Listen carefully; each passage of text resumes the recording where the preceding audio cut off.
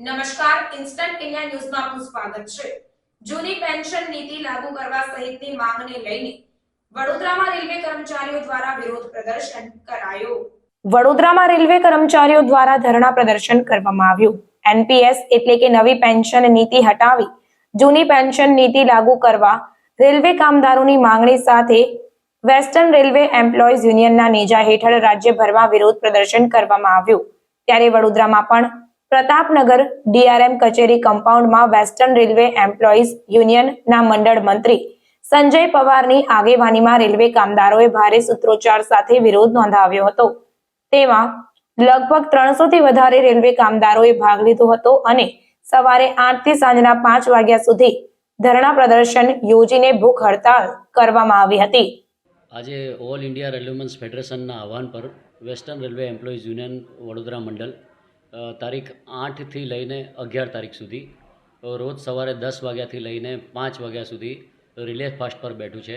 અને relay fast કરવાનો આજે અમારો મુખ્ય મુદ્દો એ જ છે કે જે પ્રમાણે સરકારના બધા જ નેતાઓ ઓપીએસ લઈ રહ્યા છે, જે પ્રમાણે પૂરી જ્યુડિશરી સિસ્ટમ છે એને ઓપીએસ મળી રહ્યું છે, જે પ્રમાણે ડિફેન્સ સિસ્ટમને ઓપીએસ મળી રહ્યું છે, તો અમે રેલ કર્મચારીઓ જે છે અમે સેન્ટ્રલ ગવર્મેન્ટના કર્મચારીઓ છે એમણે પણ કોઈ ગુનો નથી કર્યો અને એમના જ તર્જ પર અમને પણ એનપીએસ હટાવીને ઓપીએસમાં લાવવા જોઈએ એવી અમારી માંગણી છે। અને એ સરકાર સામે આક્રોશ બતાવવા માટે આજે 4 દિવસ અમે રિલે ફાસ્ટનું આયોજન કરેલું છે, જે વડોદરા મંડળમાં અહીંયા પ્રતાપનગર ડીઆરએમ ઓફિસ ખાતે કરવામાં આવ્યું હતું, જેનો આજે 3જો દિવસ છે।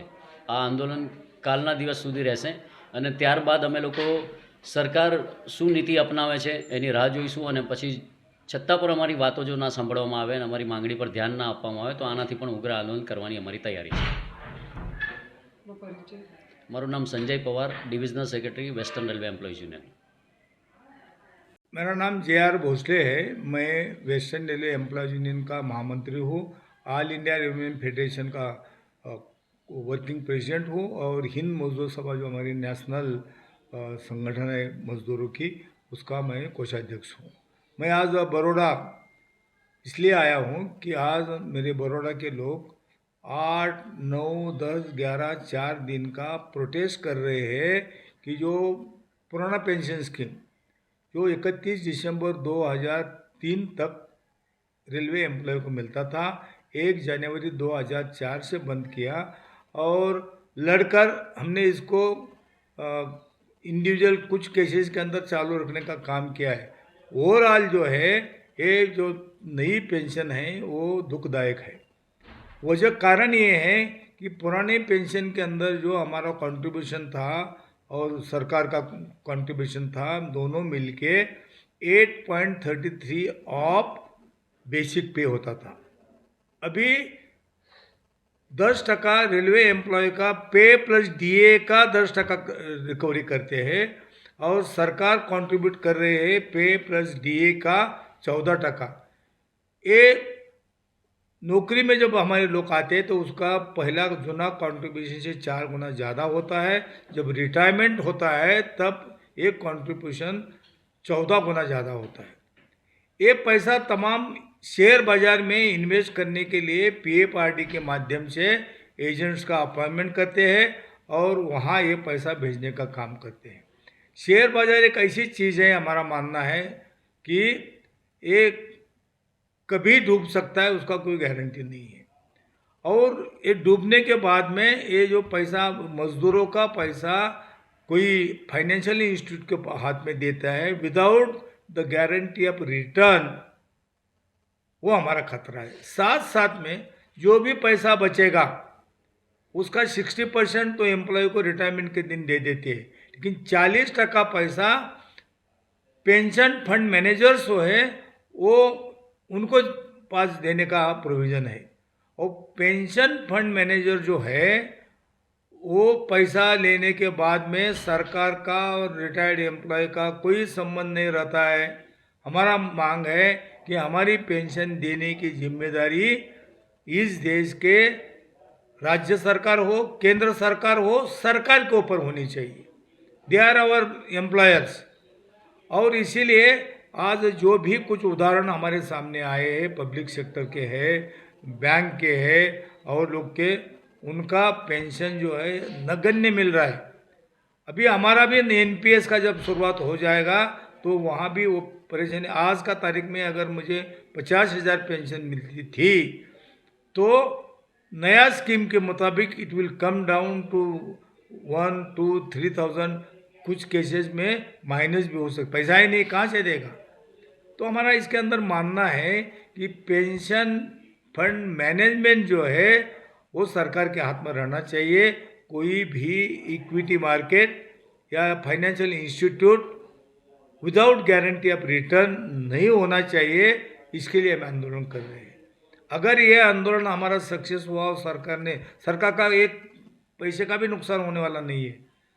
सरकार आज भी विदेशी मल्टीनेशनल कंपनी से, वर्ल्ड बैंक से, IMF से, एशियन डेवलपमेंट बैंक से कर्जा लेती है। मत कर्जा लो, हमारा जो पैसा मजदूरों का पड़ा है, वेलफेयर फंड का है, हमारा पेंशन फंड का पैसा यूज करो। जिस तरह पोस्ट ऑफिस की जितनी स्कीम है वो तमाम पैसा एक भी कोई ना कारखानदार को लोन दिया जाता है ना और कोई इंस्टीट्यूशन को दिया जाता है। 100% money are use by government of India. Same they should apply here also. और हमारा जो पेंशन फंड का पैसा है instead of giving to equity market वो खुद भी करे। और जो भी सिक्योर्ड स्टेटस है उसमें डूबने का डर नहीं है। सरकार कभी नहीं डूब सकती है। एक से गई तो दूसरा पॉलिटिकल पार्टी चेंज हो सकती है, प्राइम मिनिस्टर चेंज हो सकता है, लेकिन डेमोक्रेसी में सरकार कभी डूबती नहीं है। और इसीलिए जो प्राइवेट इंस्टीट्यूशंस हैं उनका कोई गारंटी नहीं है कब दिवाला निकलेगा, कब हमारा पेंशन नील हो जाएगा। तो इसीलिए मेरे लोग आज आंदोलन कर रहे हैं कि हमारा पुराना पेंशन सबको बहाल करो और जो नेशनल पेंशन है या न्यू पेंशन है वो हमको मंजूर नहीं है, हमारे हित में नहीं है। और ये अगर इसी तरह से चालू रहा तो हमारा बुढ़ापे का जो सहारा है, जो हमारी सोशल सिक्योरिटी है आफ्टर रिटायरमेंट, वही जो आज मिली है वो ख़त्म हो जाएगी। इसीलिए हमारे वेस्टर्न रेलवे एम्प्लॉय, मैं आज सुबह बड़ौदा में अहमदाबाद गया हुआ था। अहमदाबाद में 3 जगह मीटिंग किया हमने। कल परेल कारखाने में हमारे करीब 200 जो ज़्यादा लोग खुद का छुट्टी लेके होल डे धरने में बैठे हुए थे। आज भी जितने लोग यहाँ बैठे हुए हैं एक एक ने अपना खुद का छुट्टी लेके बैठे हैं। कोई किसी का ड्यूटी एडजस्ट करके आए हैं, उनका तो कोई ये नहीं है, लेकिन इसके अलावा खुद का छुट्टी लेकर लोग अपना और दूसरे का बुढ़ापे का संरक्षण का रक्षा करने के लिए बैठे हैं। उनको प्रोत्साहित करने के लिए, उत्तेजित करने के लिए मैं आज यहाँ बड़ौदा आया था। आपका परिचय? मेरा नाम JR भोसले, मैं वेस्टर्न रेलवे एम्प्लॉय यूनियन का महामंत्री हूँ, ऑल इंडिया रेलवे फेडरेशन का वर्किंग प्रेसिडेंट हूँ, हिंद मजदूर सभा का मैं कोषाध्यक्ष हूँ और नासिक की MC प्रिंटिंग प्रेस है उस संगठन का मैं अध्यक्ष हूँ और इंटरनेशनल में मैं इलेक्टेड इंटरनल ऑडिटर हूँ ICFTU का।